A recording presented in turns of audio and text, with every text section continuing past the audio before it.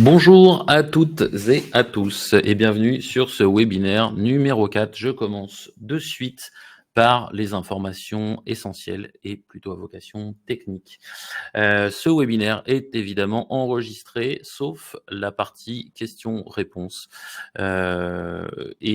Pour échanger en direct, vous l'avez compris, il y a le chat qui nous permet justement de répondre aux questions ou éventuellement de faire des précisions auprès de nos intervenants. Mais vous avez aussi une rubrique questions qui nous permet là de les historiser et donc de vous répondre soit directement, soit a posteriori, puisqu'on traite 100% des questions qui nous sont posées. Pour les personnes sourdes ou malentendantes, il y a une retranscription automatique qui est disponible, bien entendu.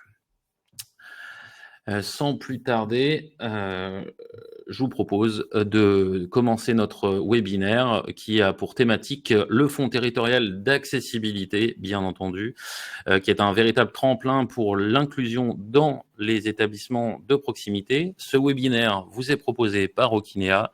Okinea est inventeur des feux sonores radiocommandés qui permettent tous les jours, dans la vie des personnes aveugles et malvoyantes, de traverser la rue en sécurité.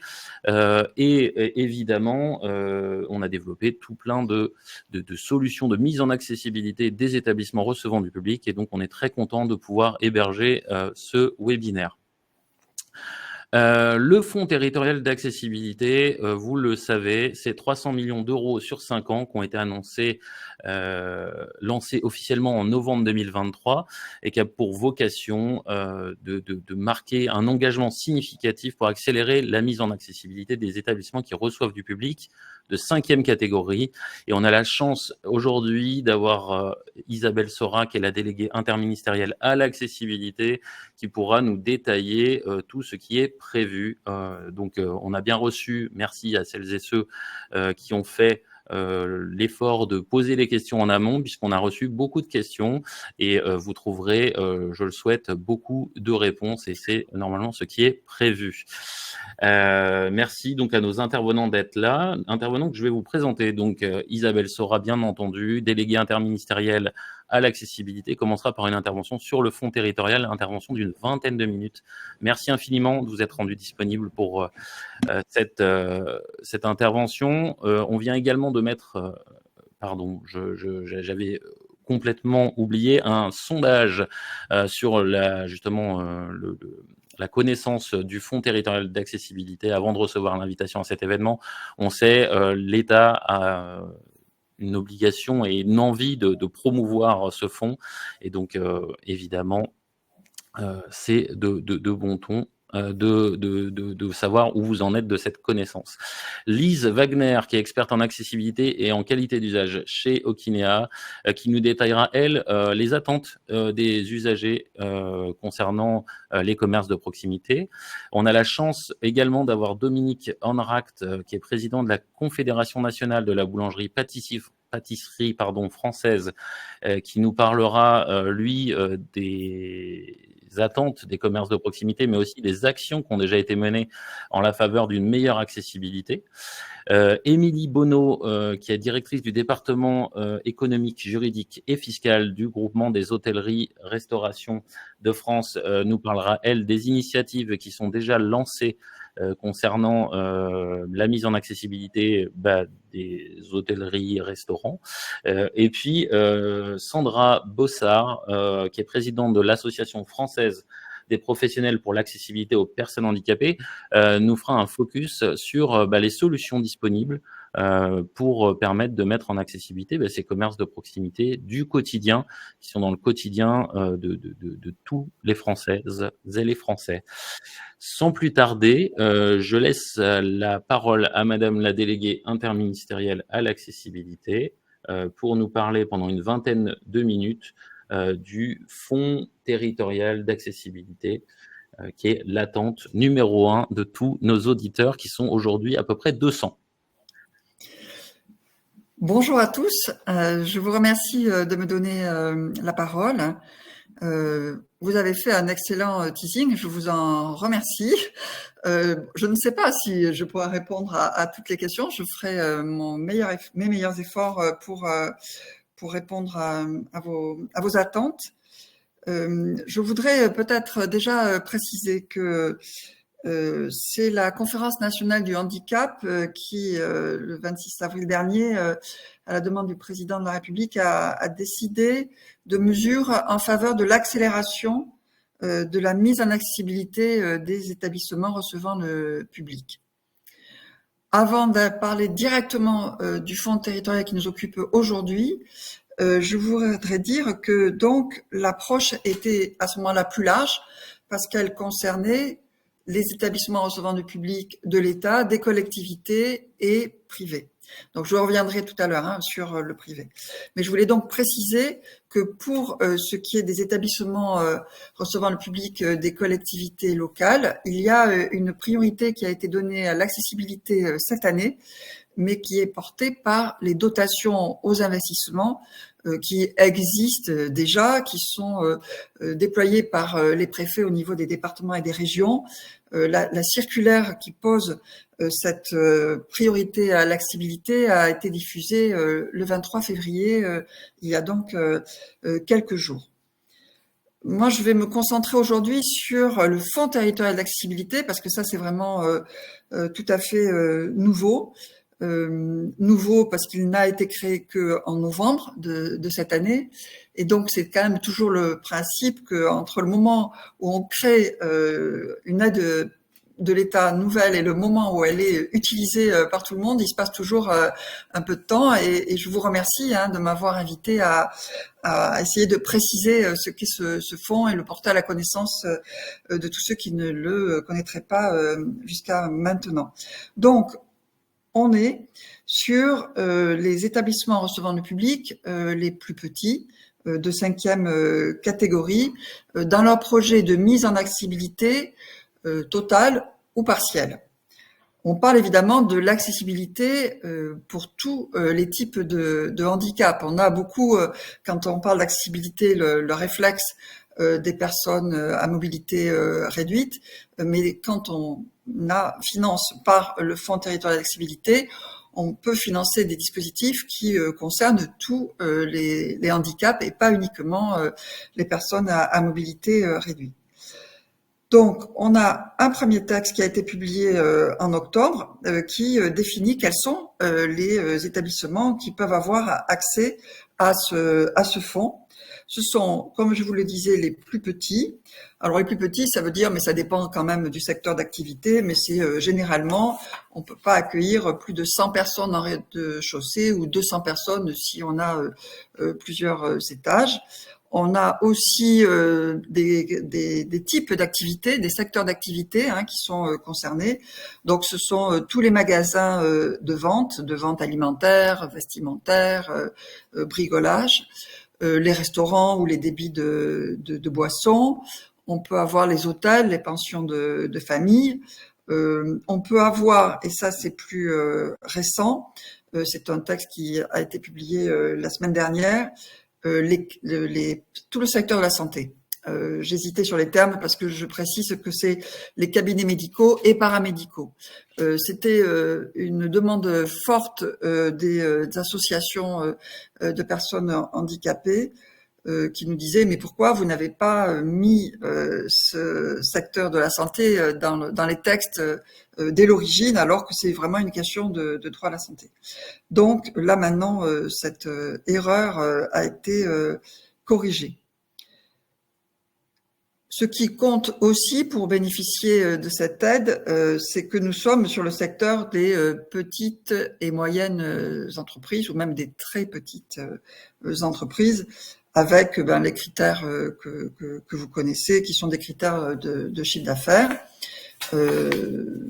Mais on est vraiment, et c'est toute la communication que nous avons faite jusqu'à maintenant, on est vraiment sur les commerces de proximité. L'idée, c'est de rendre le plus possible les territoires inclusifs ou les territoires accueillants. Le fait que ce soit d'ailleurs pour les personnes en situation de handicap ou les personnes dont l'autonomie se réduit du fait du vieillissement, par exemple, on sait bien qu'on a une volonté des personnes de rester à leur domicile. Il faut qu'elles puissent rester à leur domicile, bien sûr, mais aussi qu'elles puissent en sortir et qu'elles puissent donc faire leurs courses, qu'elles puissent vivre dans la vie de la cité. Et donc, c'est vraiment ces commerces de proximité ou ces équipements de proximité que nous finançons via ce fonds. Nous avons 3 catégories de dépenses qui sont éligibles et je vais vous expliquer comment, mais ce sont des équipements, ce sont des travaux et ce sont des dépenses d'ingénierie et d'assistance à maîtrise d'ouvrage. On sait que ça, c'est pas si simple en fait. Et c'est d'ailleurs pour ça que vous aurez tout à l'heure des interventions de spécialistes, d'experts de l'accessibilité qui accompagnent les commerçants dans la mise en accessibilité. On peut penser bien faire et finalement ne pas y arriver. Et donc c'est pour ça que dans le fond, il est prévu qu'on puisse faire appel à de l'ingénierie pour vérifier que ce qu'on essaie de mettre en place est vraiment ce qu'il faut faire. Nous avons 2 façons d'accéder au fonds. Une façon directe, vous pouvez commander un dispositif, donc il y a une liste, vous envoyez un devis, je vous dirai où, et il est décidé de vous octroyer 30% à d'acompte. Cette liste de dispositifs, ça peut être des choses aussi différentes que de la vitrophanie ou des casques ou des dispositifs pour les boucles sonores pour les sourds, enfin toute une série de dispositifs. Ces dispositifs ne nécessitent pas d'autorisation de travaux pour avoir accès au fonds. Et puis il y a la branche traditionnelle qui permet aussi d'accéder au fonds. C'est vous faites une demande d'autorisation de travaux avec les formulaires habituels que vous adressez à votre commune. Et puis les administrations vont regarder ce que vous voulez faire comme travaux et vous donneront l'autorisation ou pas d'ailleurs de ces travaux, plutôt l'autorisation. Et avec cette autorisation de travaux, vous demanderez au fonds de financer. Le montant qui est pris en charge par l'État est de 20 500 € par établissement recevant le public. Ça veut dire qu'il y a quand même beaucoup de choses qui peuvent être faites. On a calculé cette enveloppe en partant d'une moyenne, une dépense moyenne qui était de l'ordre de 2500 ou 2600 €. Là, je pars de la part État, puisque l'État prend en charge 50% de la dépense. Donc, ce qui veut dire que les autres 50% restent à la charge du gestionnaire. Dans les échanges que nous avons depuis la création du fonds, on voit bien, nous avons été interrogés par des collectivités qui nous demandaient s'il était possible qu'elles contribuent elles aussi, et la réponse est oui. Nous rentrons dans les règles de l'Union européenne. Et puis, dans les premiers échanges que j'avais eus avec des organisations professionnelles, elles se posaient la question de mobiliser les réseaux bancaires pour accompagner aussi l'effort qui est fait en matière d'accessibilité. Nous avons, pour simplifier au maximum les démarches, nous avons un site unique qui est celui de l'ASP, Agence de services et de paiement, qui a un téléservice sur lequel il faut déposer son dossier. Nous avons évidemment sur ce site tous les éléments qui vous permettront d'en savoir plus sur les types de... Enfin, je vais pas vous faire la liste, mais on y reviendra peut-être dans le débat, la liste de tous les équipements. Ce qu'il faut que vous sachiez, c'est que c'est vraiment tout type d'accessibilité. L'ASP est connue de pas mal d'acteurs parce que c'était l'ASP qui versait les aides les aides Covid à certaines catégories de gestionnaires. Du coup, je pense qu'il est plutôt connu. Et puis, nous avons mis en place une foire aux questions pour essayer de répondre aux interrogations que vous pourriez avoir.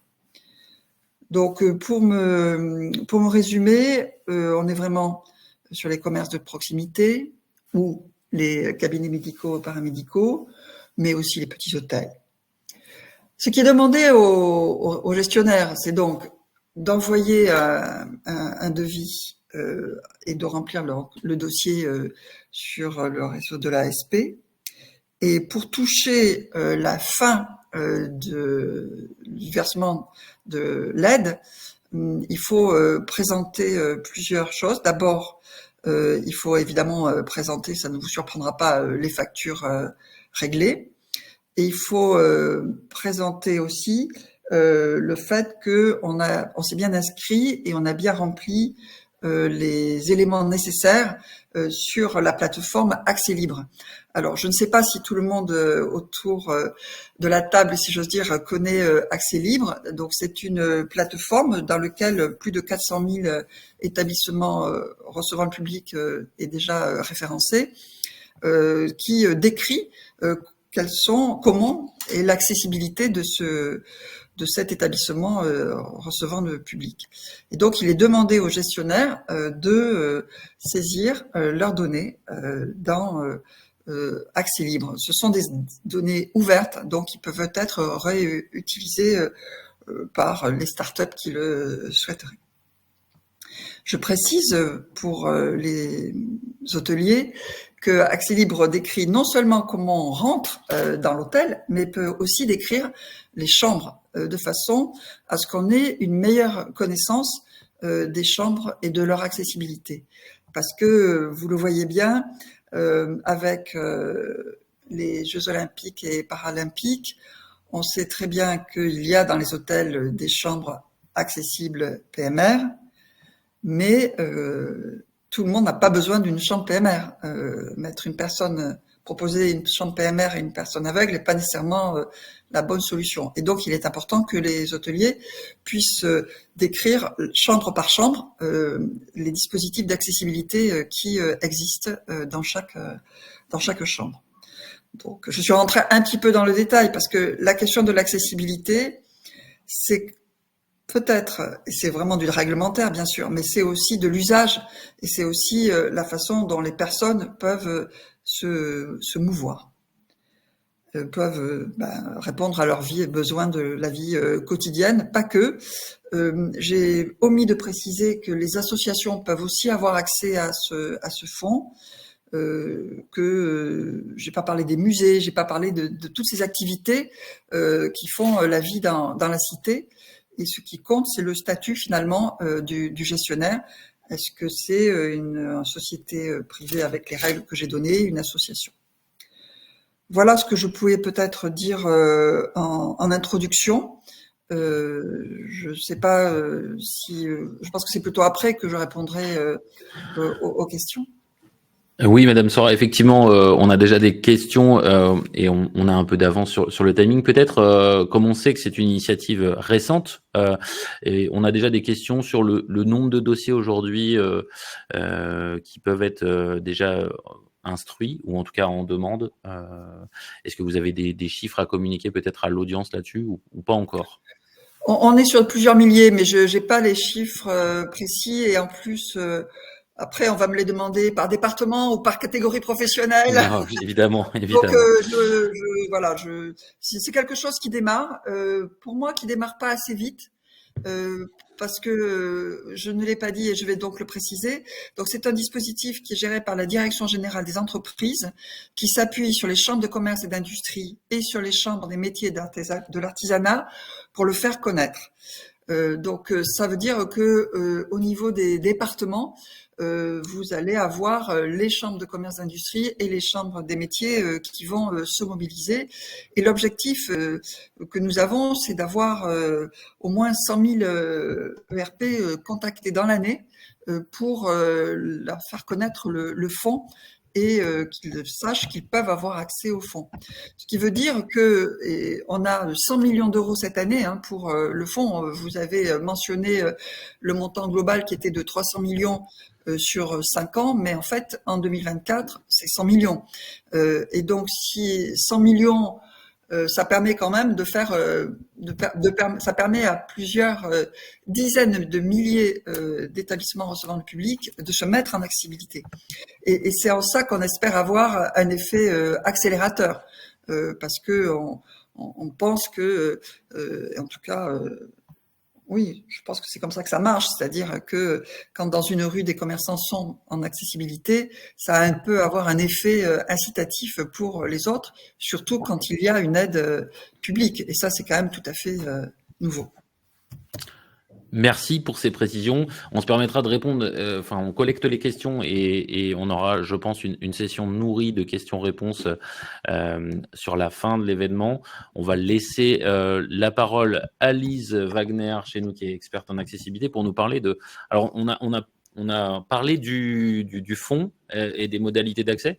La proposition qu'on vous fait maintenant, c'est aussi un retour à l'usage, parce que comme le disait Madame la déléguée interministérielle à l'accessibilité, en fait, souvent, il y a aussi des choses à mettre en place qui ne sont pas forcément, qui ne nécessitent pas d'autorisation de travaux. Et la question derrière tout ça, c'est mais à quoi ça sert, pour qui? Et donc, Lise, je te laisse la parole sur ce sujet que tu connais sur le bout des doigts, bien entendu. Merci Damien. Merci Madame Sora pour cette introduction. Et en effet, cette transition toute trouvée, puisque l'accessibilité, ce n'est pas qu'une histoire de réglementation, et c'est surtout une histoire d'usage. Et concernant les usages des personnes avec un handicap, déjà, j'aimerais rappeler que les besoins, ils sont les mêmes pour tous. C'est-à-dire que les besoins dans l'accès à un commerce, que ce soit un commerce de détail, que ce soit un hôtel, que ce soit un restaurant ou un cabinet médical, on a les mêmes besoins, c'est-à-dire accéder au bâtiment et pouvoir bénéficier des produits ou des services qui sont délivrés par cet établissement. Après, bien sûr, en fonction des capacités individuelles, on va avoir des contraintes particulières. Alors c'est vrai que très souvent, quand on parle d'accessibilité, on pense immédiatement fauteuil roulant. Il est clair que se déplacer en fauteuil roulant implique des contraintes pour franchir les obstacles, franchir toutes les dénivellations, toutes les marches. Mais aussi, bien sûr, des problématiques d'espace, de largeur de circulation, largeur de porte, de pouvoir se retourner à l'intérieur d'un local. Quand on rentre dans un commerce, le tout n'est pas dit en entrée, mais aussi de pouvoir en ressortir. Et puis aussi des questions relatives à la hauteur des équipements. Puisque une personne qui est en position assise, son regard va être environ à la hauteur d'1,20 m. Donc déjà, ça pose la question de la signalétique, du positionnement de la signalétique et notamment de la signalétique qui est dédiée à l'utilisation, par exemple, de sonnettes d'appel pour activer une rampe ou ce genre de choses.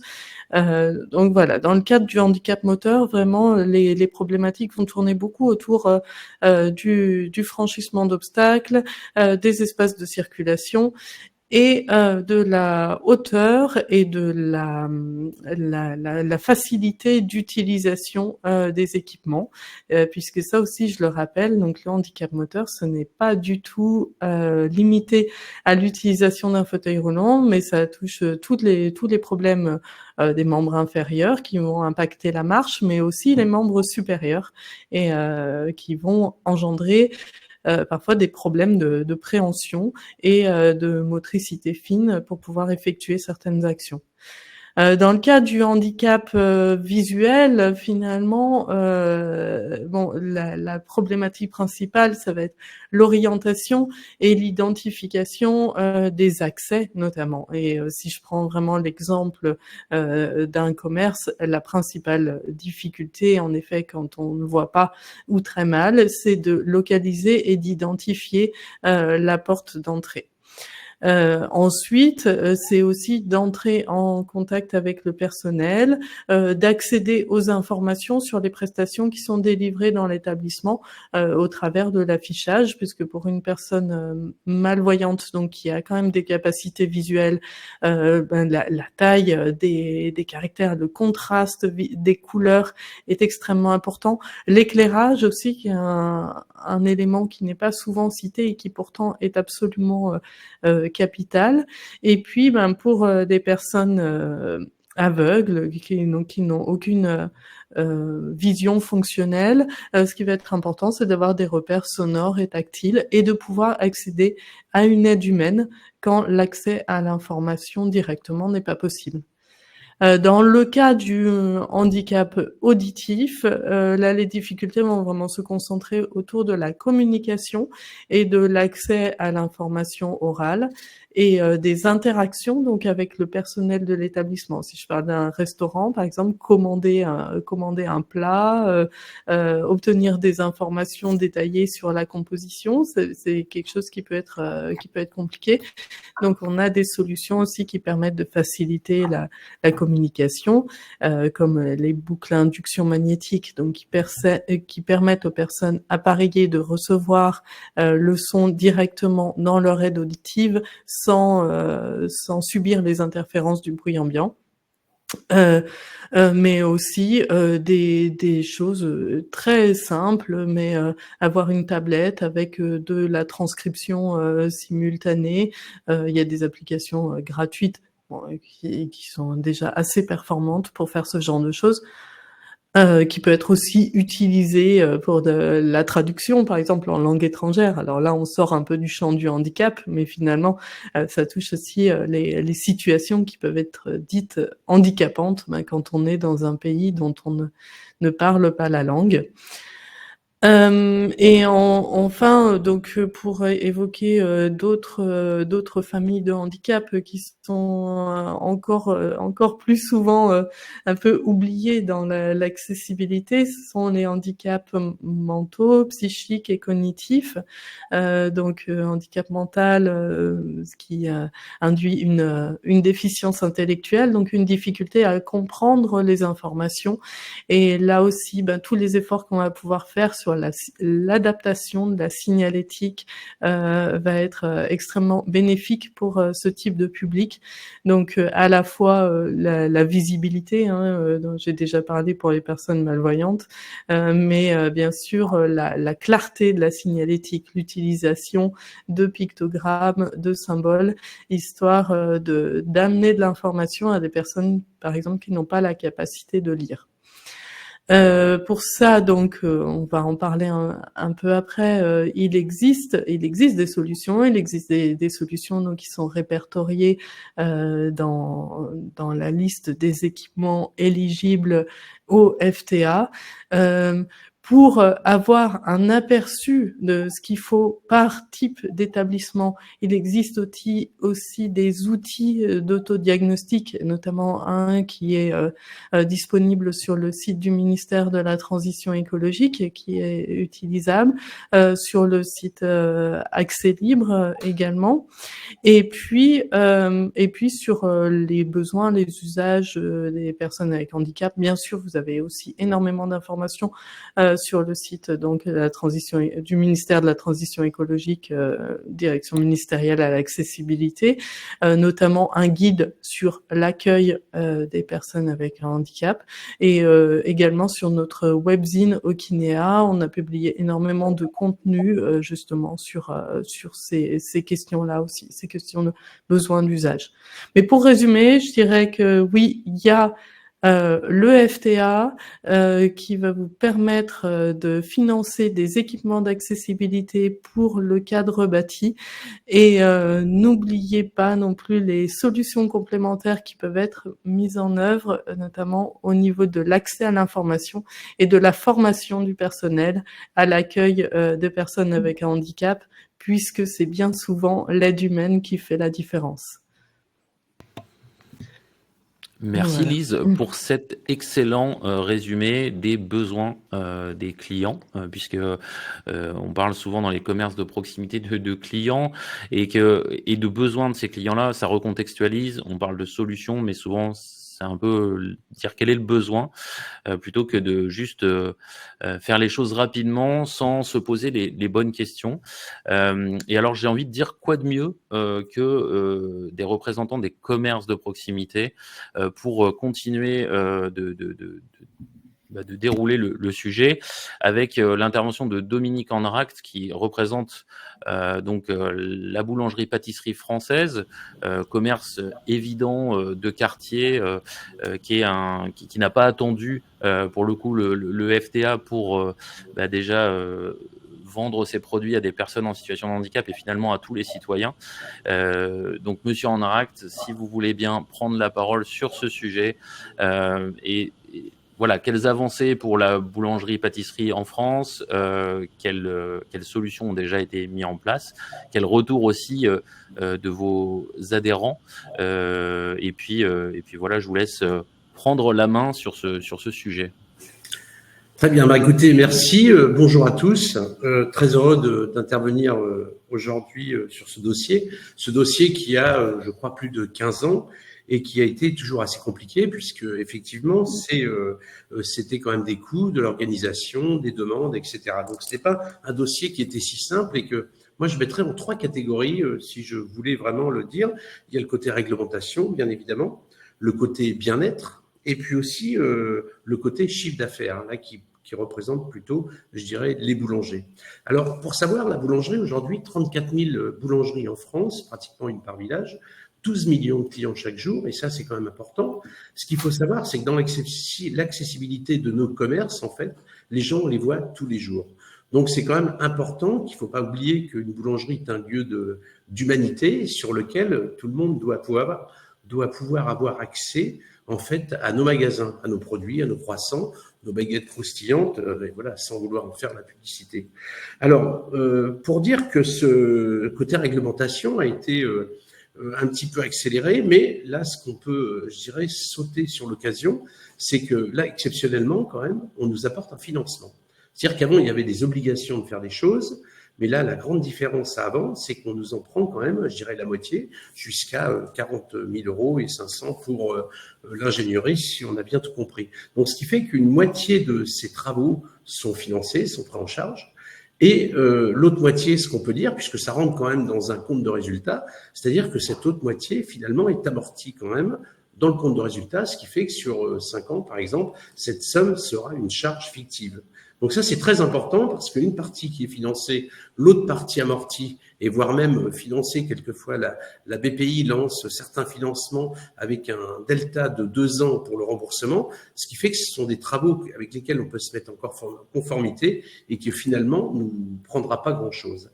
Alors, ce qu'il faut voir aussi, c'est que dans les magasins, il y a différentes boutiques, des boutiques où c'est simple, d'autres un petit peu moins. Ce qu'il faut savoir, c'est qu'avec quand même 40 000 euros de travaux, on peut quand même déjà faire beaucoup de choses, revoir des portes, parce que bien souvent, les pentes sont des histoires de portes vitrées, mais aussi, il y a quelquefois des accessibilités qui sont plus simples, avec des rampes, ou voire on parlait tout à l'heure pour les malvoyants, les malentendants, enfin toutes sortes de handicaps. C'est-à-dire que quelquefois, c'est même pas seulement une question d'argent, juste le fait de se poser 5 minutes, même si pour un artisan, c'est pas toujours facile de dire, voilà, on va se poser pour de la réglementation. Mais bon, voilà, on va recevoir aussi 12 millions de touristes cette année, des gens qui vont venir nous voir.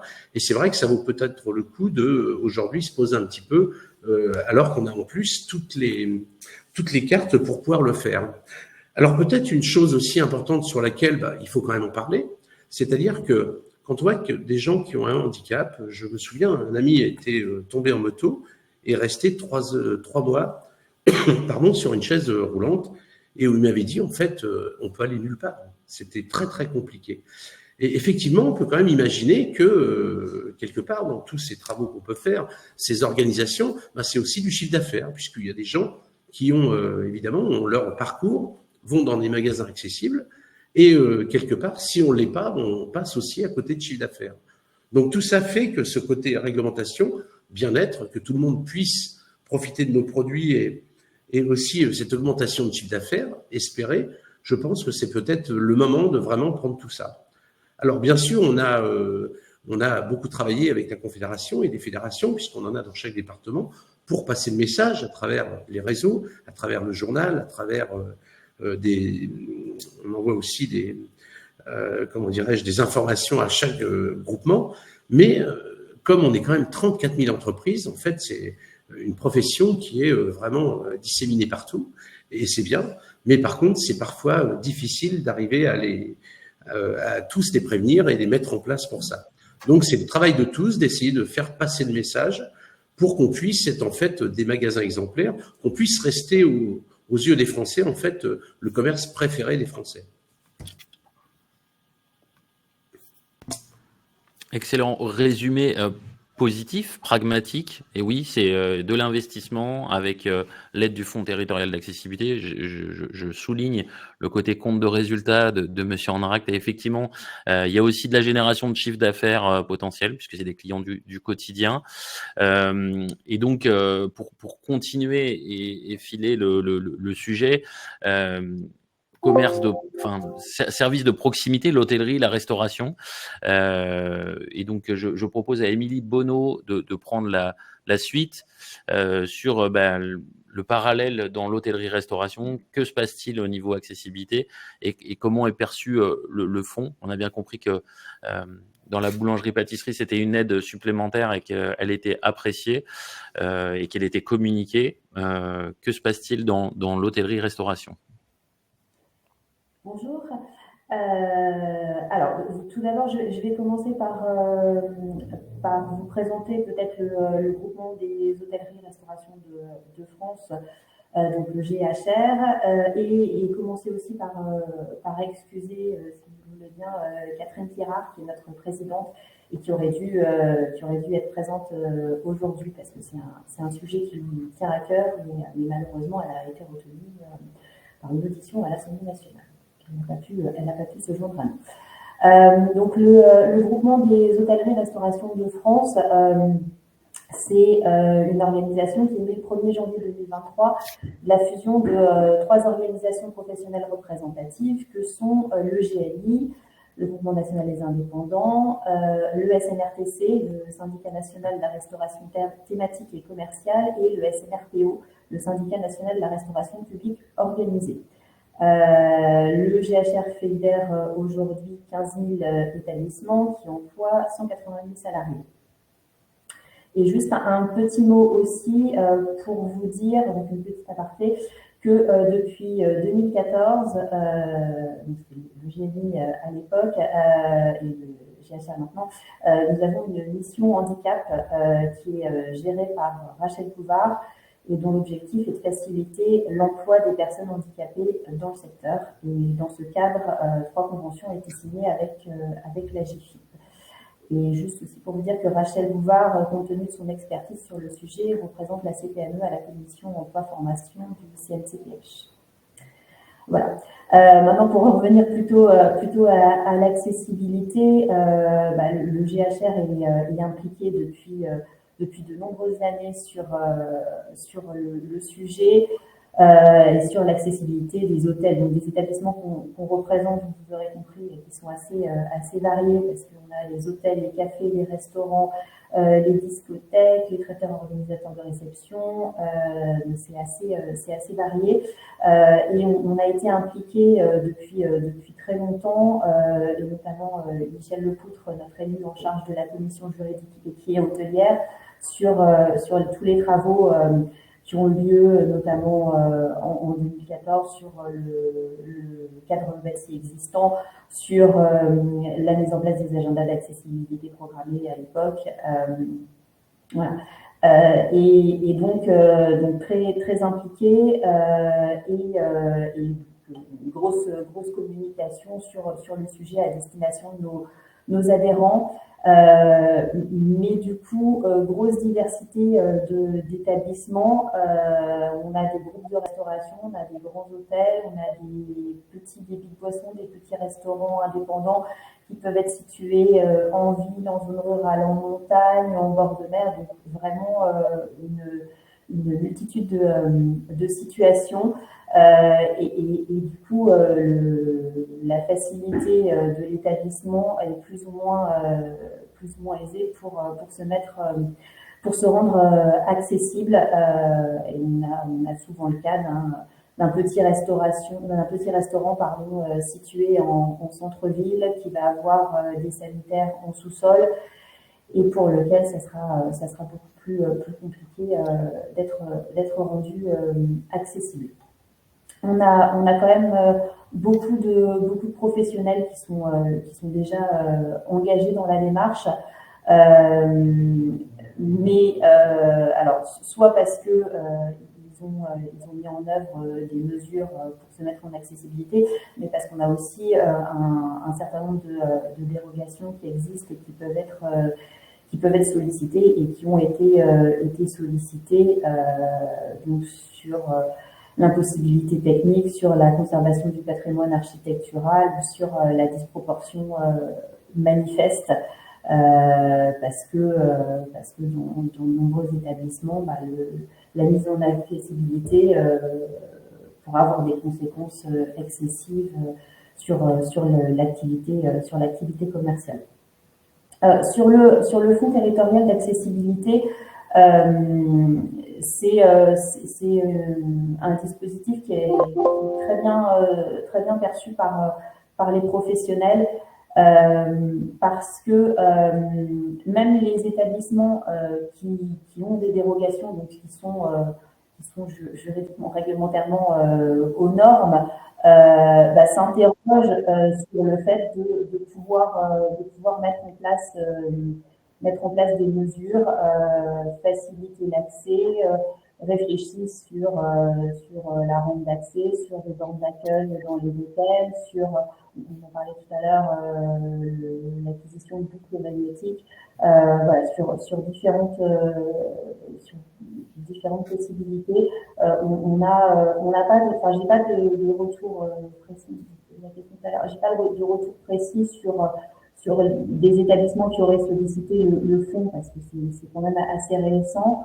En revanche, nous avons communiqué largement sur le sujet et on note un intérêt de la part des professionnels. On a régulièrement des questions sur le sujet au niveau du service juridique, sur le fonctionnement du fonds,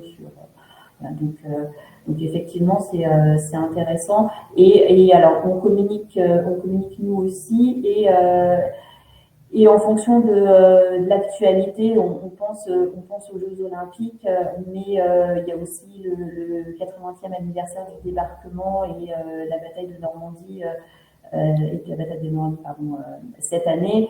Donc on a eu une communication un peu plus ciblée de notre bureau de Normandie auprès des établissements situés dans le Calvados qui pourront être intéressés par le dispositif.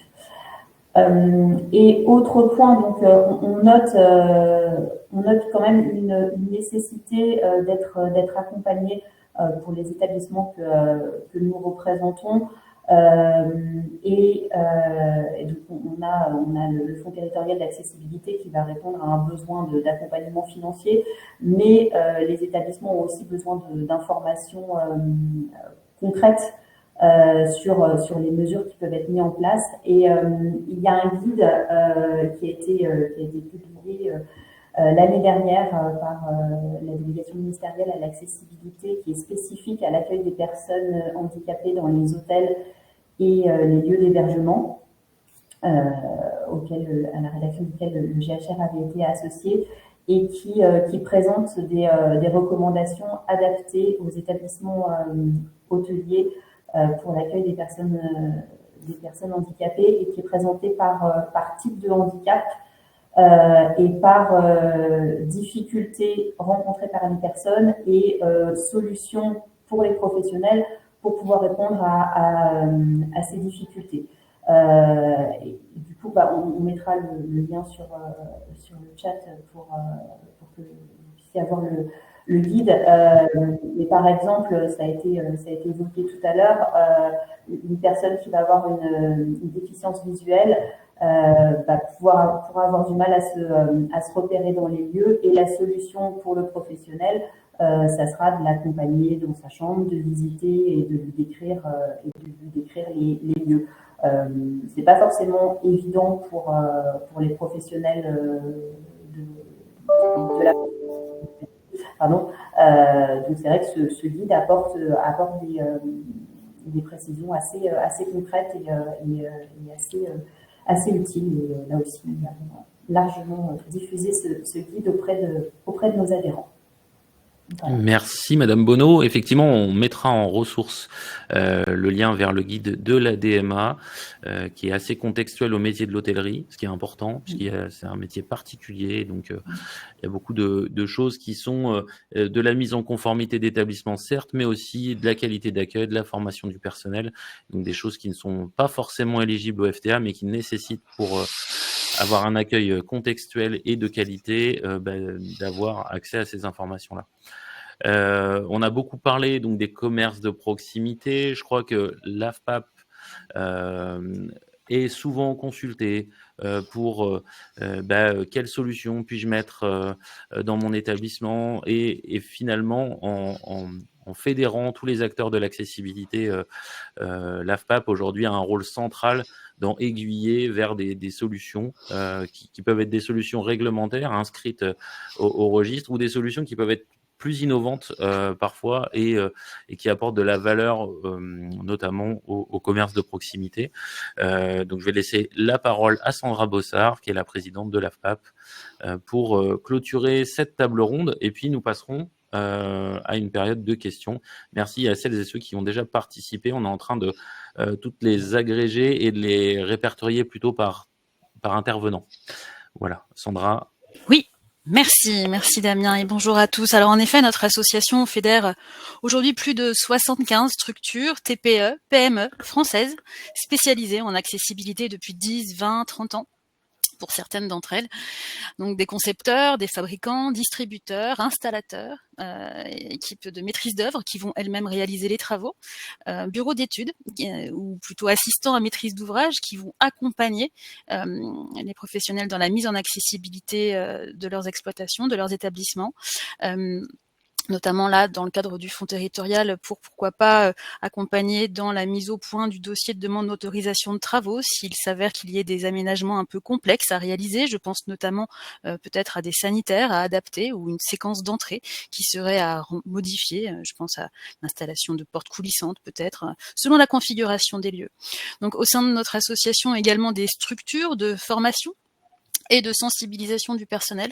On a vu à quel point il était capital de bien sensibiliser le personnel, car c'est bien eux, comme le soulignait Lise, qui font toute la différence et qui vont davantage encore améliorer la qualité du service et la qualité d'accueil délivré déjà au sein de ces établissements. Toujours au sein de nos équipes et associations, il y a des personnes spécialisées en accessibilité numérique qui accompagnent forcément également dans la refonte de sites internet, mais aussi de mise au point de documents et outils de communication en FALC, en facile à lire et à comprendre, comme on l'a souligné, l'utilisation de pictogrammes, d'éléments simples, faciles, qui finalement faciliteront la compréhension pour tous. Et enfin, ce qui nous unit tous et ce qui nous caractérise au sein de notre association, c'est cette approche pragmatique, une solide expertise issue de plusieurs années d'expérience d'accompagnement qui, au fil des aménagements et accompagnements, on s'est rendu compte que bien sûr, on tient compte des caractéristiques des lieux, mais surtout des dispositions organisationnelles et fonctionnelles, les dispositions opérationnelles des lieux. On observe avant tout comment fonctionne l'activité, comment fonctionne l'établissement pour, tant que possible, valoriser justement l'activité exercée. Donc, comme le dit Monsieur Enract, c'est l'histoire de se poser 5 minutes et d'étudier toutes les possibilités en tenant compte des spécificités de l'établissement en question. Et ça aura toujours pour effet d'améliorer la qualité du service rendu dans l'établissement. Et ceci, une fois que effectivement l'aménagement a été réalisé ou que la mise en accessibilité a bien été exécutée, il y a à le faire savoir. Comme nous le soulignons en début, bien sûr, il y a surtout aussi à bien faire connaître le niveau d'accessibilité de l'établissement pour que toute personne qui présenterait des besoins spécifiques, comme vous le savez, prépare leur déplacement en amont.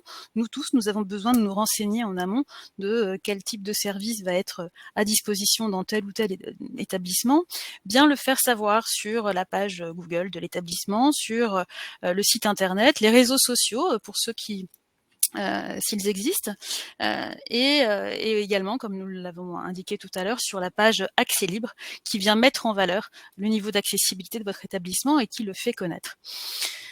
Donc voilà pour ce qui est des accompagnements possibles de la part des membres de notre association, mais je voudrais revenir sur des choses simples. On revient effectivement à l'usage. Lorsqu'il est question de se poser 5 minutes, je reviens en reprenant l'expression de Dominique tout à l'heure, c'est vraiment de se mettre à la place de l'usager, du client, et de reprendre toute la chaîne de déplacement et ensemble de traiter chaque obstacle qui se trouverait sur le chemin. C'est-à-dire qu'effectivement, il y a d'abord à repérer l'établissement. Donc, on réalise du coup l'utilité et l'efficacité, en tout cas ce qu'apporte une balise sonore à l'entrée d'un établissement. Ensuite, une rampe amovible le cas échéant, et une simple barre d'appui aussi qui parfois va faciliter juste le passage d'une marche ou d'un obstacle ou d'un ressaut pour toute personne qui présenterait des difficultés de mobilité. On l'a dit, un interphone, visiophone, bouton d'appel, attention à la hauteur, attention au tapis d'entrée. Voilà tous ces points d'attention qu'on va avoir lorsqu'on va accompagner nos clients. Et voilà, et jusqu'au site internet, comme nous le disions justement, car il y a parfois certaines exploitations qui proposent même de commander ou réserver en ligne. Attention, ces sites, parfois on l'observe, ne sont malheureusement pas complètement accessibles à tous, ce qui signifie que malheureusement ces exploitants passent à côté de clients qui ne peuvent pas aller au bout de leur transaction ou de réservation. Et c'est bien dommage. Donc voilà ce à quoi on attire l'attention lorsque nous intervenons auprès des exploitants pour leur faciliter leur démarche de mise en accessibilité. Et voilà. Alors après, je pourrais en parler encore plus largement. Peut-être qu'il serait temps de passer aux questions, Damien, et peut-être que justement on pourra apporter des réponses plus précises aux questions qui sont posées. Tout à fait, merci Sandra. Effectivement, est venu le temps de poser vos questions. Alors, on en a déjà eu beaucoup, notamment sur... une question qui est revenue plusieurs fois sur le fait que pour le versement du solde total, il faut justifier de son inscription sur le site Accès Libre. Peut-on réellement se fier aux déclarations faites sur ce site? Alors, je crois que Madame la déléguée interministérielle, vous aviez évoqué le fait qu'il fallait produire des factures. Voilà. Donc, la question est plutôt autour du solde et de comment finalement toucher le solde une fois qu'on est... Oui, alors pour toucher le solde, effectivement, il faut produire les factures et être inscrit, avoir rempli sur le site Accès Libre les informations demandées sur l'accès à l'ERP. On est aujourd'hui déjà dans la même situation. La plupart de ces établissements doivent fournir une attestation sur l'honneur. On est exactement dans la même... on n'a pas modifié grand-chose. Par contre, comme il y a de l'argent public, il y aura nécessairement la nécessité pour nous de montrer que l'argent a été bien utilisé. Et donc, dans un premier temps, on aura... ce qu'on fait habituellement, c'est des contrôles, une mission d'inspection avec des contrôles aléatoires qui iront vérifier pour pouvoir dire à l'ASP, oui, ce que vous avez, ce qu'on vous a facturé a bien été dépensé. Donc, je vais pas vous dire qu'on va contrôler 50 000 ERP en 3 mois. C'est pas comme ça que ça va marcher. On va le faire par sondage. Mais dans l'immédiat, ce qui est certain, c'est qu'on demande aux personnes de nous fournir les factures et de saisir Accès Libre. On se pose la question, parce que certaines directions départementales le font, de demander aussi des photos. Mais pour l'instant, la question n'est pas tranchée. Ce que je peux peut-être, je profite de votre question pour préciser quelque chose, c'est que on est sur un dispositif qui peut très bien évoluer, c'est-à-dire que on a déjà une première liste de travaux et d'équipements qui n'étaient pas dans la liste initiale, qu'on va rajouter, parce que nous avons soit des experts, comme Madame Bossard, soit des associations qui nous ont signalé que ça n'allait pas, qu'il fallait rajouter des éléments. Je donne un exemple.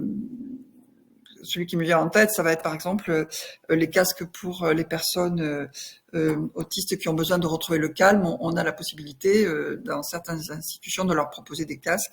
Et donc, par exemple, ces casques-là pourront être achetés via le fonds. Il peut y avoir des travaux aussi qui n'étaient pas prévus initialement, qui vont être rajoutés dans cette liste. Donc, la liste peut évoluer comme elle est en train de le faire, à la demande des acteurs, parce qu'on constate qu'il peut y avoir des oublis. Mais nous avons préféré démarrer, même avec quelque chose d'incomplet, plutôt que d'attendre. Ça me paraît très clair, merci. Alors, on a une question pour filer le sujet également sur le fait que certains travaux d'équipement ne sont pas soumis à la demande d'autorisation de travaux. Est-ce que pour autant cela veut dire que cette demande n'est pas obligatoire pour tous les ERP de 5e catégorie ?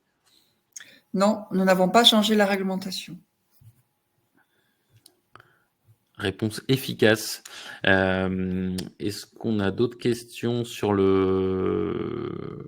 Donc, on a une question de Samuel qui nous a quitté, qui nous disait est-ce que j'accompagne des entreprises de proximité? Concrètement, comment je dois accompagner un dirigeant pour lui faire bénéficier de ce fonds?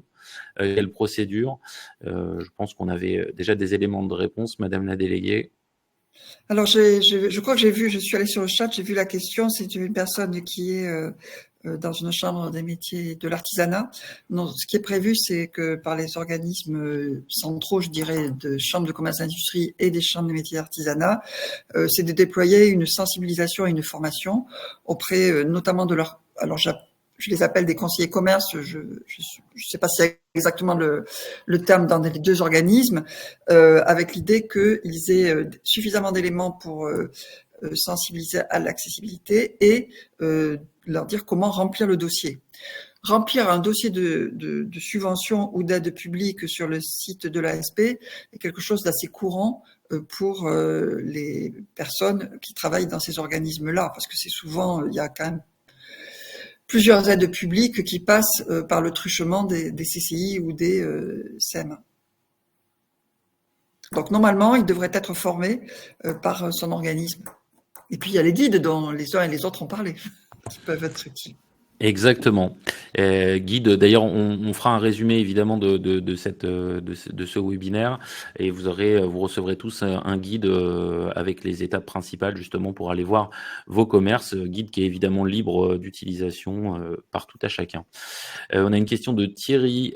Certaines personnes créent un établissement recevant du public aujourd'hui et ne peuvent pas bénéficier de ce fonds qui concerne les ERP déjà existants.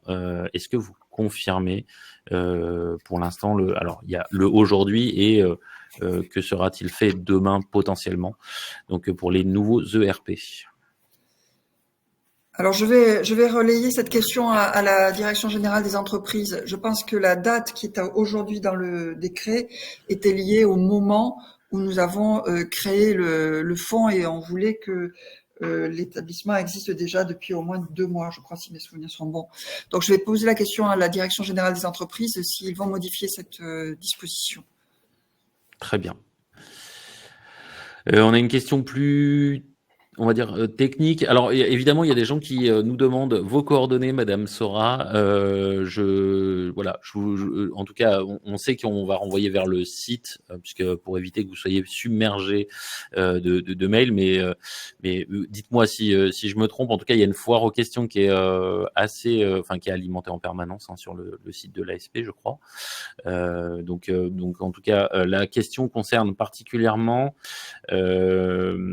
l'étendue des travaux, l'ASP financera-t-elle tous les travaux qui apparaissent dans l'AT sans se référer à une liste au risque de financer plus de travaux que ceux nécessaires à la mise en accessibilité des locaux? On est sur la mise en accessibilité. Donc, il y aura, en fait, il va y avoir l'autorisation de travaux avec la liste des travaux. Et ensuite, il y aura quand même cette obligation qui sera faite au gestionnaire de faire le devis de ce qui correspond à ce qui peut être financé par le FTA. Peut être financé par le fonds. On a bien conscience qu'on va pas refaire l'objectif n'est pas de refaire tout l'établissement si je pousse le bouchon un peu loin. Donc voilà, j'essaie d'être clair. Mais c'est clair, je pense voilà. que le message est passé. Je réfléchis à la question que vous m'avez posée sur. Je vais peut-être vous donner je vais mettre dans le chat un mail générique si ça vous va. Auquel, du coup, je pourrais être contacté par ce mail générique. Hein? Merci. Effectivement, c'est une attente. Je pense que, en attendant que la foire aux questions soit complétée, il y a peut-être déjà des questions. On voit qu'il y a certaines questions très techniques sur les CERFA qu'on pourra pas forcément traiter directement là, puisque ça n'intéressera pas forcément tout le monde. Mais par contre, comme je le disais au début, évidemment, on répondra aux personnes soit directement, soit à plusieurs personnes qui ont posé ces questions-là. On a une question qui nous avait été posée en amont du webinaire et qui nous est posée aujourd'hui. Les collectivités territoriales peuvent-elles demander également des subventions? Je pense notamment pour les salles municipales comme les salles de spectacle, par exemple. Donc, je vais préciser la réponse que j'ai donnée dans mon introduction. En fait, les collectivités locales ne peuvent pas prétendre à ce fonds. Elles peuvent demander des subventions dans le cadre des dotations aux investissements qui sont gérées par les préfets, sur lesquelles on va avoir une augmentation de 50% de l'enveloppe consacrée à l'accessibilité chaque année. En tout cas, en 2024, c'est sûr, la circulaire l'écrit. Donc, il faut passer par le schéma habituel des... alors, je vais utiliser des acronymes, DECIL et DTER, que peuvent utiliser les collectivités locales. J'ai vu aussi une question sur les médico-sociaux. Je pense que c'est bon. J'ai pas été assez précise. Il y a les cabinets médicaux. Alors, mais là, c'est encore en fonction de la nature du gestionnaire. Est-ce que c'est une association ou un privé? Mais pas si c'est une collectivité. Très clair. Question de Thierry sur l'accessibilité obligatoire. C'est OK, mais le fonds financera-t-il aussi la qualité d'usage qui concerne souvent les règles d'accessibilité? Alors, je crois qu'on l'a évoqué sur notamment les casques mis à disposition qui seront financés, qui sont pas forcément obligatoires. Qu'en est-il de l'évolution de cette liste? Alors, vous en avez parlé au début, mais peut-être pour repréciser à Thierry, puisqu'il dit que souvent, il y a les règles d'accessibilité, mais la partie, on va dire, qualité d'usage est un peu oubliée par le législateur. Alors moi, je l'ai dit, on est prêt à modifier la liste. Donc, s'il y a des propositions à nous faire, il n'y a pas de raison qu'on ne les examine pas. Vous avez cité l'exemple des casques, donc voilà. Il y a quelque chose que par contre nous ne finançons pas via le fonds. C'est la formation des personnels. Donc là, c'est clairement parce qu'on en a parlé, plusieurs intervenants, et notamment Lisa en a parlé. C'est la qualité aussi de l'accueil oui, c'est ça. C'est la qualité de l'accueil aussi qui joue beaucoup dans le fait que le commerce est accueillant. Et cette partie formation-là ne peut pas être assurée par le Fonds territorial d'accessibilité. Ça relève de la formation professionnelle et ça n'est pas possible. C'est clair. Question suivante d'Émilie qui nous demande notamment les associations qui sont hébergées dans des locaux mis à disposition par les villes. Peuvent-elles malgré tout bénéficier de l'aide? Puisque là, c'est un peu frontière entre des locaux, en tout cas, l'appartenance des locaux et la gestion des locaux n'est pas forcément la même. Honnêtement, je ne crois pas. Si je lis les textes, je ne crois pas. Après, s'il y a un cas particulier qu'on me l'envoie, et puis je verrai avec la collectivité. Donc, comme la collectivité peut aussi demander de subventions, il y a peut-être des façons de faire, quoi. Bien sûr. Question de Jean-Christophe. Si un restaurateur qui n'a pas de cabinet d'aisance adapté dans son établissement doit le rendre accessible, ce qui est fréquent, ces travaux n'apparaissent pas dans la liste. Le financement de ces travaux ne sera donc-il pas possible? Je reformule, oui, effectivement, le côté c'est pas prévu dans la liste, mais ça a du sens d'un point de vue de l'usage, et ce sont des travaux qui peuvent être conséquents. On va le rajouter, ça. D'accord. Voilà, réponse immédiate. Et oui, positive. Alors après, il y a plein de pièges sur exactement, mais l'idée c'est que on l'avait pas mis en première instance parce que c'est compliqué à définir. En fait, derrière la question, c'est quand même un peu compliqué. Donc là, on est à peu près au clair et on va essayer on va le rajouter dans la liste. Merci. Peut-être pour les autres intervenantes et intervenants, si vous voulez ajouter des choses, je pense à Dominique Andrac sur la partie boulangerie. On sait qu'on a dans l'audience, alors ils sont peut-être discrets, mais quelques-uns de vos adhérents. Comment ça se passe au quotidien concrètement les sollicitations de la fédération? Est-ce que vous avez comment vous êtes organisé pour répondre à vos adhérents? Alors, écoutez, il y a plusieurs aussi choses c'est-à-dire qu'il y a des magasins qui sont en cours. Après, là où on compte beaucoup, on sait que des magasins sont souvent refaits, pas rebâtis, mais restaurés tous les 7 ou 10 ans.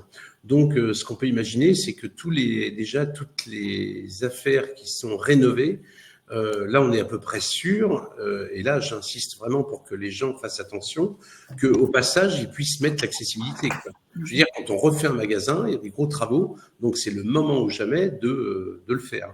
Et ça, ce qu'on voit, c'est que tous les magasins qu'on voit qui sont refaits aujourd'hui sont accessibles, quoi. Donc ça, c'est quand même rentré dans la tête des gens. Alors après, évidemment, là, on va de toute façon insister sur les messages dans les assemblées générales, dans les commissions, de pouvoir passer le message que j'ai passé tout à l'heure, en disant que c'est vraiment le moment de le faire. Mais voilà, je vous dis, c'est tellement, on a une profession qui est vraiment partout, et quelquefois on a des gens en montagne, en province, ou même quelquefois en ville, qui sont pas trop réseau, qui parfois sont pas adhérents au syndicat, et qui quelquefois on les comment dirais-je, les informations un peu difficilement. Alors après, comme vous disiez tout à l'heure, il y a comme les chambres de commerce, les chambres de métiers, et plus les organisations professionnelles qui, eux, sont capables de donner les informations que vous donniez tout à l'heure.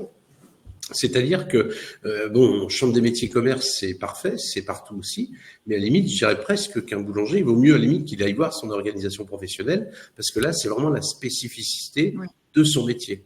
Mais bon, voilà, il y a des endroits où quelquefois on n'est pas couvert, évidemment, ou même ailleurs. Il vaut mieux avoir deux informations, une par l'organisation professionnelle et puis aussi celle des chambres consulaires. Il n'y a pas de problème, et voire même des collègues qui sont à côté. Je crois que c'est clair. Effectivement, il y a un effort d'information de toutes les parties. Le webinaire d'aujourd'hui est là aussi pour ça. C'est contacter le maximum de commerces pour qu'ils bénéficient du fonds territorial. Et c'est bien tout l'enjeu de notoriété de ce fonds qui, encore une fois, fait avancer l'inclusion au quotidien dans des commerces et services qui sont de proximité. Donc ça, c'est vraiment une chose qui nous tenait à cœur, en tout cas chez Okinea, de mettre en avant les différents acteurs, et puis c'est en multipliant les messages, et aussi je crois la simplicité de mise en œuvre du fonds territorial dont Madame Sora nous a parlé, et c'est pour ça aussi qu'on fait des guides en 5 étapes, 5 étapes pour y aller, puisque en fait c'est pas très dur, et je crois qu'on avait des questions autour de l'assistance à maîtrise d'ouvrage et de la teneur du type d'AMO qui peuvent être mises en œuvre. Alors, je crois que Sandra, là-dessus, il y avait peut-être des éléments.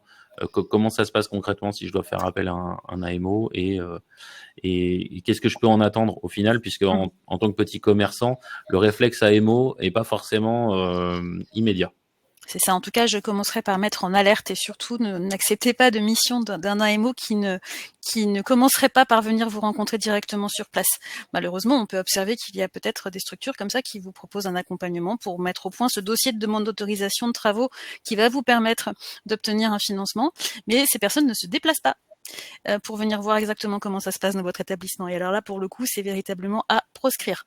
Il y a à commencer par un entretien tout simple, sur place, une observation des lieux pour bien observer et finalement analyser la situation de l'établissement en tout point, en entendant bien aussi surtout l'exploitant sur ses priorités, sur sa façon de fonctionner et ses enjeux, ses priorités, son budget, enfin bref, ce qu'il a prévu finalement, ce qu'il observe lui aussi des besoins qui s'expriment souvent de la part de ses clients quand il les rencontre au quotidien.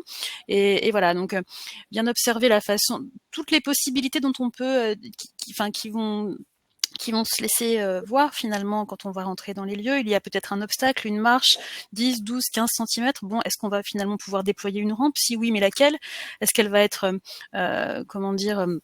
incrustée, elle va être déployable manuellement, automatiquement. Ça va dépendre aussi du fait qu'on va avoir peut-être en dessous un vide sanitaire. Voilà, toutes ces choses vont être à examiner quand même avec beaucoup d'attention pour trouver la solution la plus appropriée et proposer l'équipement qui va être véritablement le plus adapté, le moins coûteux, dégradant le moins possible le cadre architectural du lieu et surtout rendant le service. Vous savez qu'il n'y a pas forcément non plus de besoin de demander une demande d'autorisation d'occupation d'espace public. Je pense notamment à ces boulangeries ou ces boutiques dans Paris qui se demandent si elles vont pouvoir mettre à disposition une rampe alors qu'il y a un trottoir, bien sûr, et que potentiellement ça va venir gêner la circulation des personnes sur ce trottoir. Eh bien, sachez qu'une rampe peut être déployée tout pendant les heures d'ouverture d'un commerce, du moment que du personnel est là également, pour veiller à ce qu'elle ne gêne pas le passage.